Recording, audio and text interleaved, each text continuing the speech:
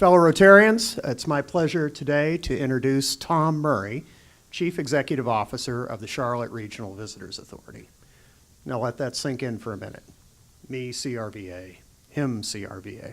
So take it easy on him, will you? Tom has been the CEO of the CRVA for the past 6 years, and for you civically minded Rotarians, I'll remind you that the CRVA is an arm of the City of Charlotte responsible for branding, venue management, and driving the market's $7 billion visitor economy. Prior to coming to the CRVA, Tom served as the Chief Operating Officer for the Americas at the Intercontinental Hotel Group, IHG. During this period, the brand that is Intercontinental experienced a historic period of growth under his leadership. He managed hotels for Intercontinental in 23 countries, including their operations in the U.S., and was responsible for revenues exceeding $2 billion annually. Tom managed development and construction, including successful development of new prototypes for Holiday Inn and Intercontinental. Prior to coming to CRVA, he also led an organization that provided Arctic cruise excursions in partnership with National Geographic. Tom is a graduate of Villanova University with a Bachelor of Science degree in accountancy. He and his wife, Allison, have 2 daughters, both of which have been married in the past year. Please join me in a warm Rotary welcome for Tom Murray.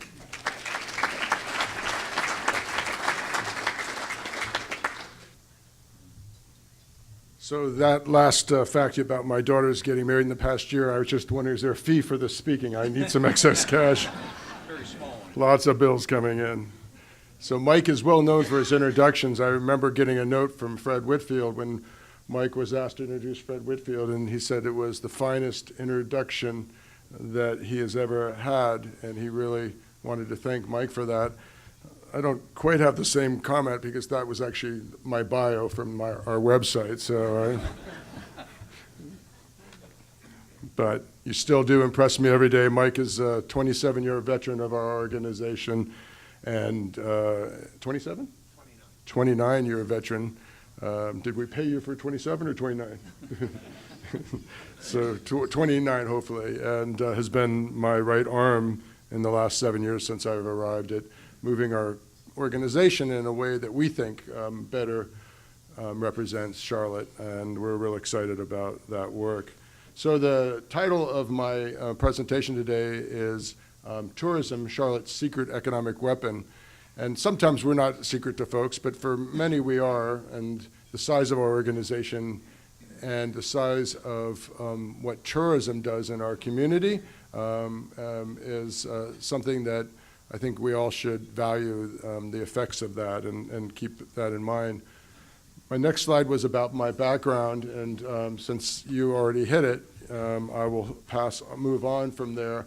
Let's just say in my 35-year hospitality career, I've done everything you could think about doing in the hospitality industry, but in my career, these last 7 years have been the ones with the most joy.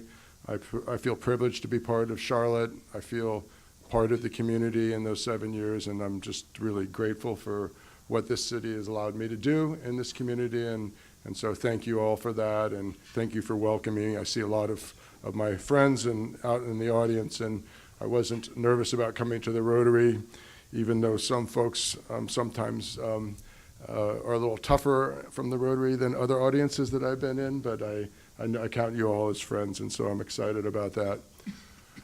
So our organization is unique to the country. We are the only organization, maybe one other city in San Jose, that's figured out how to put a tourism authority that operates the facilities and a tourism authority that runs the sales and marketing arm into one organization. Now, you can't imagine most companies operating with their sales and marketing organization as part of another company, but that's how it works in the real world in most cities. And so before I arrived, Mike was the leader of one of those arms. He was the leader of the facilities arm. Can't remember what it was called, the convention, the Coliseum Authority.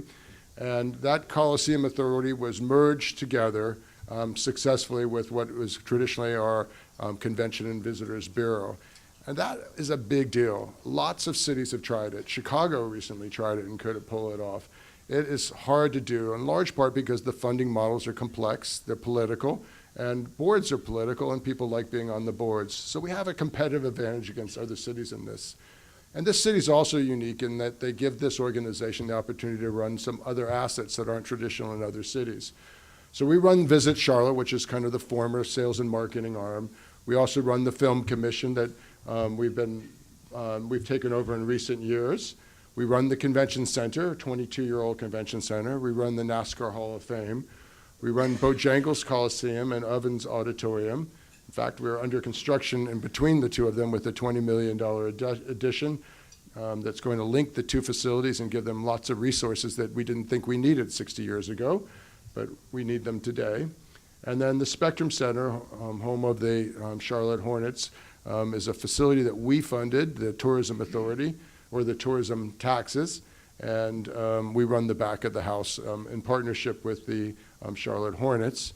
And the last piece is our brand, the Charlotte brand, and there's more to come about the Charlotte brand in my conversation with you, but we are not the owners of the Charlotte brand. We are the supporters of the Charlotte brand. We helped create it as a member of other agencies in the city, and so we're just excited about talking to you a little bit about that as well. One of the things that's important to know about the CRVA is that we are a pretty transparent organization, in part because we have to be. We're a public records organization, so if you want to know something about us, you can see. You can ask for my emails or my reports or any of those kinds of things. That's all public record information. But we kind of wear that with a badge of honor, and we make sure that we're up to the challenge of operating in a public records environment. I remember when I interviewed for the job, somebody said, "Have you ever operated in a public records environment?" And I'm like, "Well, no, but what's the big deal, right?" And Dina will laugh. How naive can a 50-year-old man be, right? It's 59 now, but think about that. I didn't think much of it. I said, well, you just operate, with high integrity and with your core values, and everything will be all right. Turns out I was right after all. That's the way you operate. Pretty much you're not worried about being in a public records environment. But part of being a public records environment is that we have to show that we think about what we're doing. We're not really being reactive, but we really are being strategic. And so when I arrived here 7 years ago, Michael by my side and some of his peers in my executive committee, we all agreed that we wanted to be a strategically driven organization. And that takes a lot of work. And so I'm proud to say that we're now in our 7th year of running our organization off of a planned strategy. And that strategy has really borne some really great success for our city and for our organization as well. And we continue to move on. In my 35-year history in the hospitality industry, I rarely have been part of an organization that didn't take their strategy and then put it in the file cabinet and save it for some other time and continue to deal with the day-to-day crisis that organizations faced. But we try to do that differently, and I'll show you our strategic map. But the beginning of a strategic process is you have to have a good vision and mission. And our first vision and mission for our strategy, our first 5-year plan, was a lot about kind of fixing ourselves and working inwardly as an organization, and to some extent how we connect to others in our city. And I think we did a really great job of that, and I'm really amazingly proud of the team. They really have worked hard and created an organization that I'm immensely proud of. But this new one, we challenged ourselves to even bigger. We said, okay, so let's make, this is kind of the aspirational time of our organization. And we looked 5 years into the future and said, what should we be and what should Charlotte be 5 years from now as it relates to the tourism industry? And so we came up with a vision statement that says, Charlotte will be the most recognized and most sought-after city in the Southeast. So you pretty much think you're not going to get there, right? I mean, we start off and saying you're going to get there in 5 years. So it really is an aspirational goal. But when you're doing aspirational strategies, then you can't kind of lie to yourself in each year as you go along.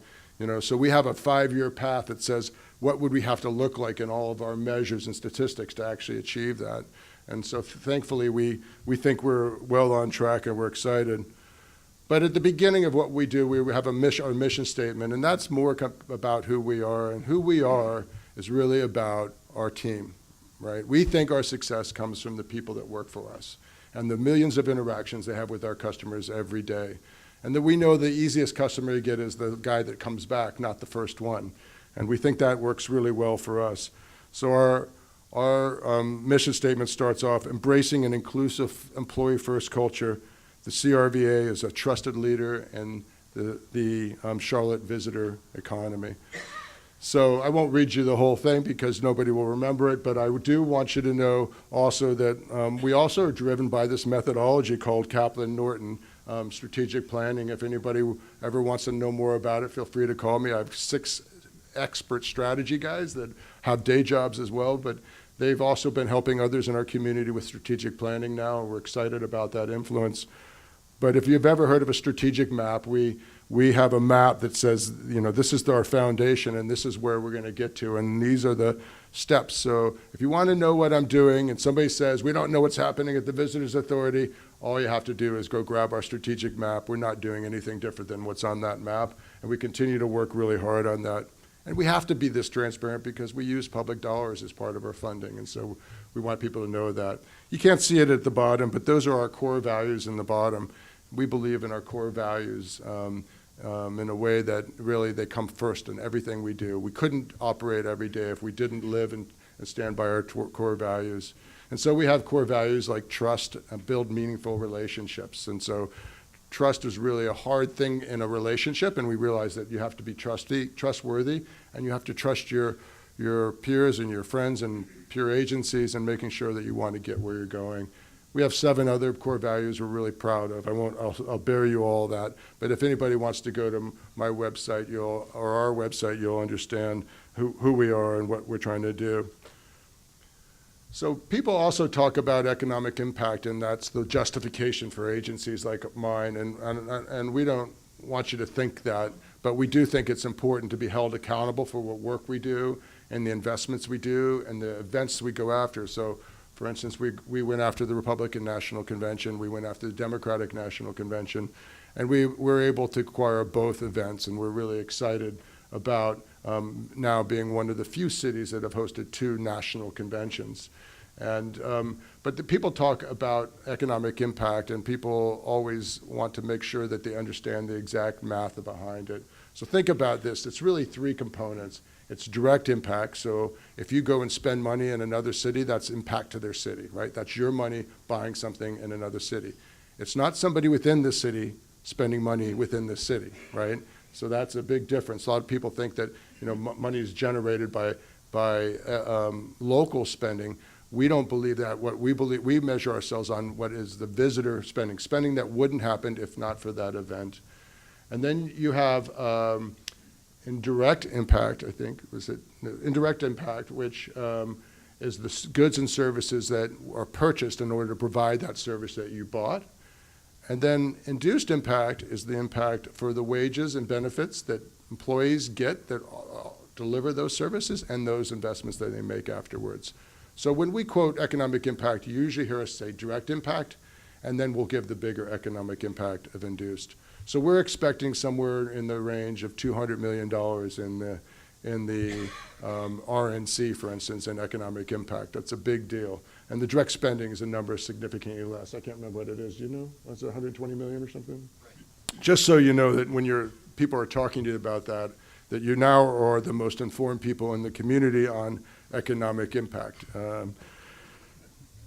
So I have a board that loves to know what I'm doing all the time and what my team is doing all the time. And they also want to be really good at cocktail parties. And so what we've given them is 5 fun facts about Charlotte that you can talk about when you're in your circle of friends. And so these are the visitor economy facts that I think you might be shocked with. Mike stole some of them, so you're not as shocked as I was hoping you would be.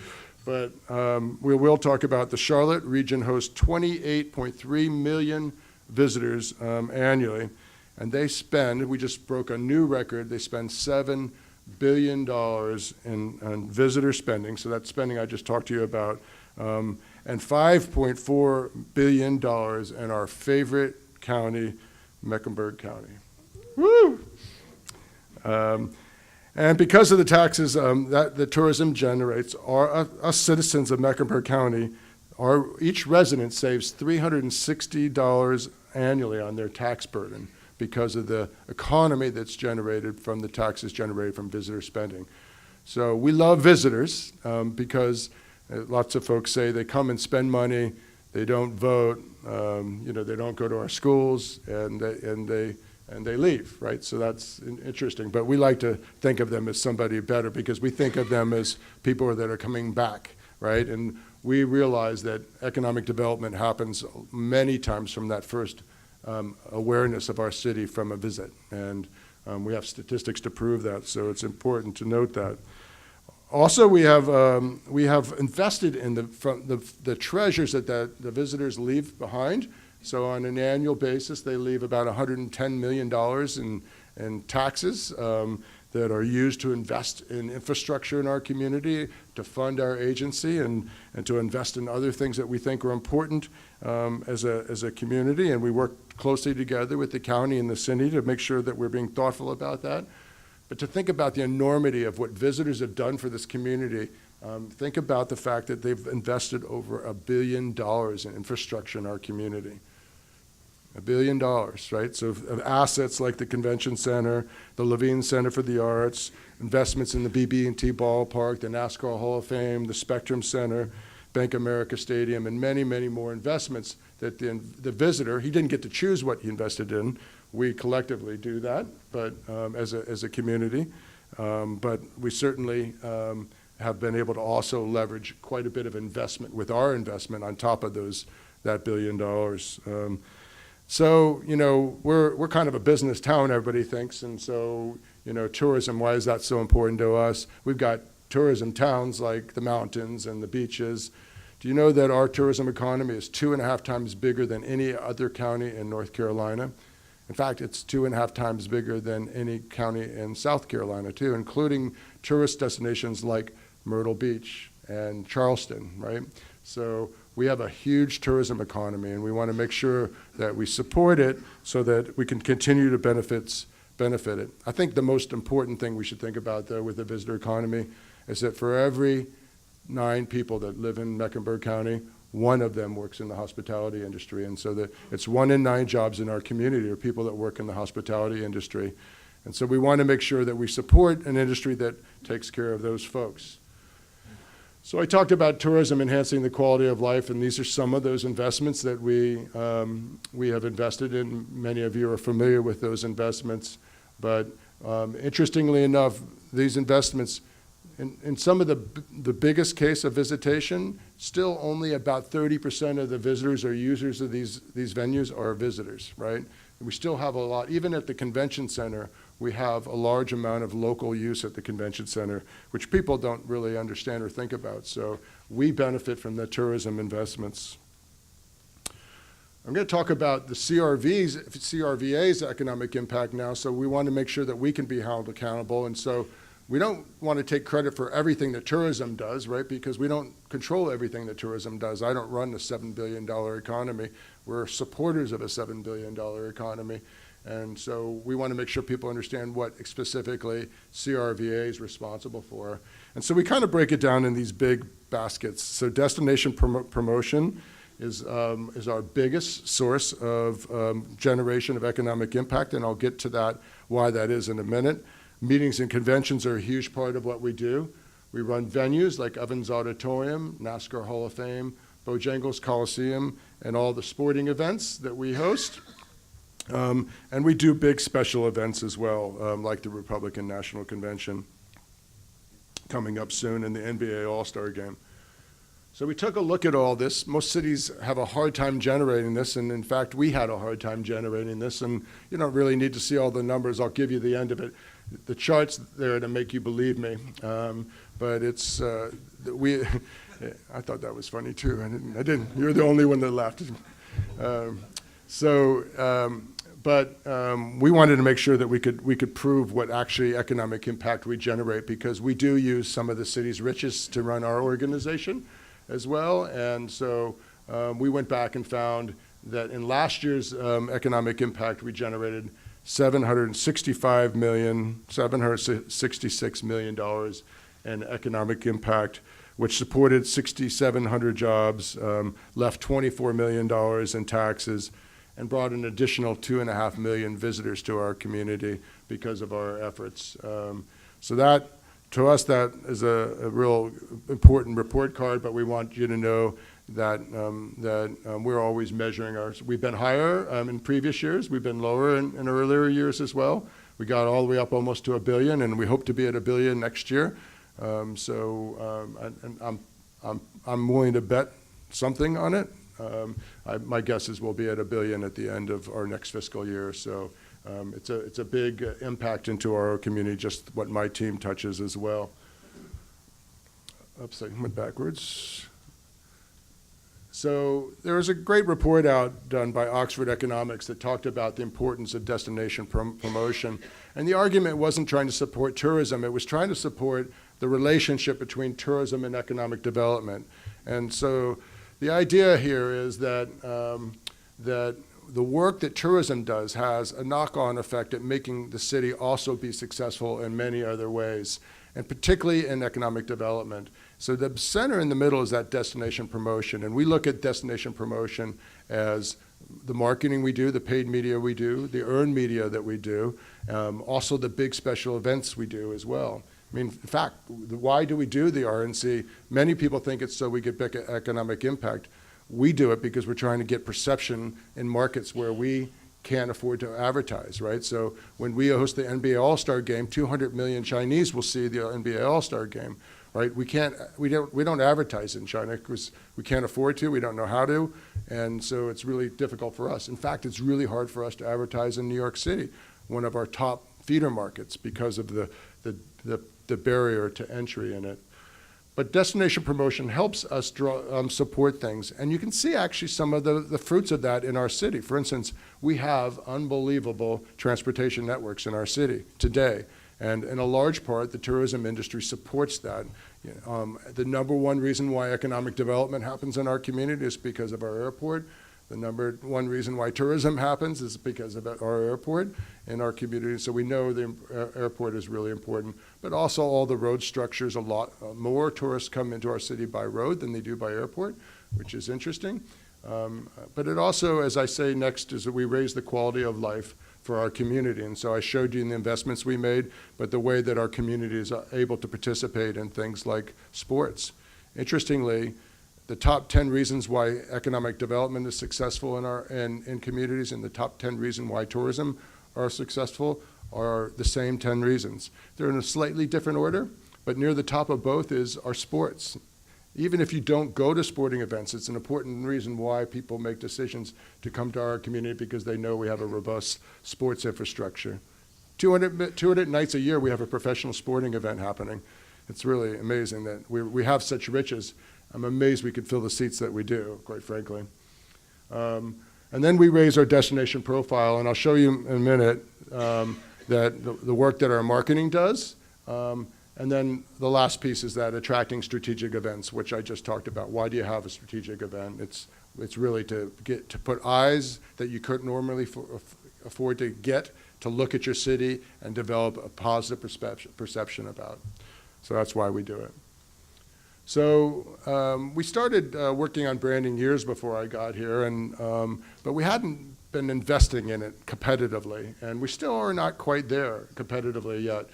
But in the process of evolving from our old branding work to our new branding work, we noticed a phenomenon that cities that were beating us were using, and we said, we've got to get on board with this. Now, only a few are doing it, but those are the cities you hear about a lot lately, like Nashville and Austin, Texas.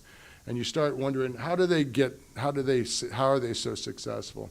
And it's because they've been working on their city's perception together as a community, not fighting internally about what brand each other's have, but they tell the story, they represent the city internally. So a couple, 3 years ago, we worked together to try to figure out how to tell the story of our community. And we worked hard to develop a new brand image that everyone could get behind. And so I'm going to give you some pieces of this campaign. This is the logo that we used.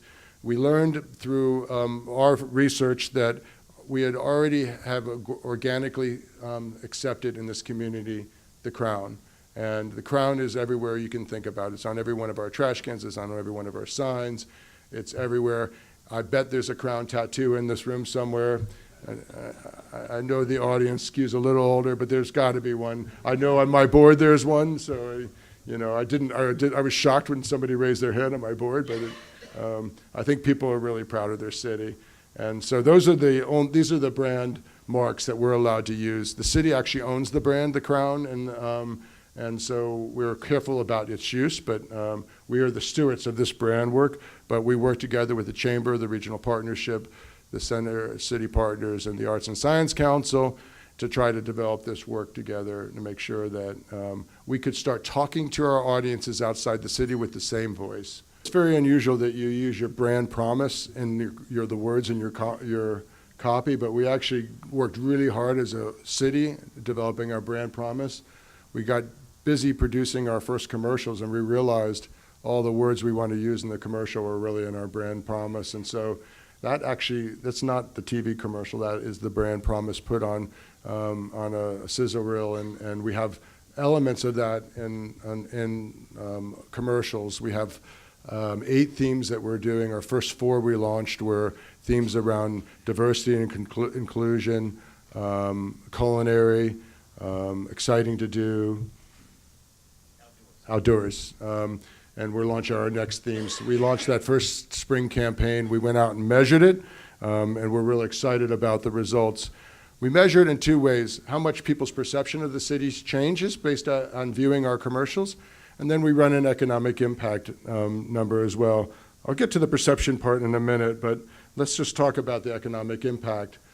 So we ran a $2 billion campaign, or $2 million campaign in the spring. We ended up with 2.4 million incremental visits, and so that generated $233 million in spending, $12 million in new taxes. So for every dollar we spent in marketing, somebody came along and spent $115 in our market who wasn't intending on doing this. So people who weren't intending to come to our city saw at least one of our ads and admitted to us that they came and spent money in our city, and that's the output. And those guys generated the $6 in taxes, those hospitality taxes, that we use to help fund that same advertising. So it's an incredible return on investment. It's with that evidence base that we put more and more investment into marketing our community, because it's the most powerful economic impact generator that we can make. But more importantly, I want you to know that we tested after they saw our ads, we tested their 34 attributes about our city, and we grouped them into kind of 8 categories. And at a minimum, we were changing the way people thought about our city, and attributes like culinary, environment, which includes safety and cleanliness and those kinds of things, things to do. We change at a minimum 20 basis points, sometimes as much as 30 basis points, on most occasions doubling the perception of our city just from seeing one ad. And that perception difference really makes a huge impact in our community.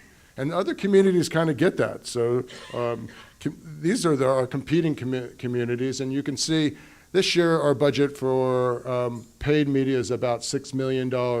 Nashville this year will spend almost 12. Atlanta will spend almost 9. Excuse me, can I have that water? Charleston is spending $9 million as well. Asheville, little old Asheville, will spend $8 million, and you know they're driving tourism traffic up to Asheville in big numbers. And you can see where Charlotte's falling. So we're working hard to grow those numbers. Now, 6-7 years ago, we were spending less than $1 million. So we're building that capacity, and we think this is a role that we really need to play in making sure that we're spending that money. But resources are dear, and they're committed, so we have to be careful. So these are those strategic events I was telling you about. So coming up soon is some fun events: the ACC Football Championship, the Belk Bowl, the NBA All-Star Game. Mike's our lead guy on the NBA All-Star Game with one of his peers over at the Hornets organization. The CIAA basketball tournament's coming for 2 more years, and then we are trying hard to secure 21 to 23. The good news is that we are made it to the second round. I just found out this weekend, so we're hopeful that we can continue to grow. ACC basketball championships coming up this year, so we've got a busy early winter or late winter, I guess it would be. We've got the ACC championship. We've got the CIAA tournament, and we have the NBA All-Star Game all happening kind of in the same, 30 days, 45 days? So real exciting. I'm going to a press announcement in a few minutes about the CONCACAF tournaments coming back. So we have a big 4-team international soccer match. International soccer match happening shortly, or this summer. So we're excited about that. We haven't heard from our other partners that does premier soccer matches, like when we've hosted teams like Relevant, or teams like Liverpool and some of those other folks that we've hosted in the past, PSG and others. But we believe in soccer as an important international event. So that's it.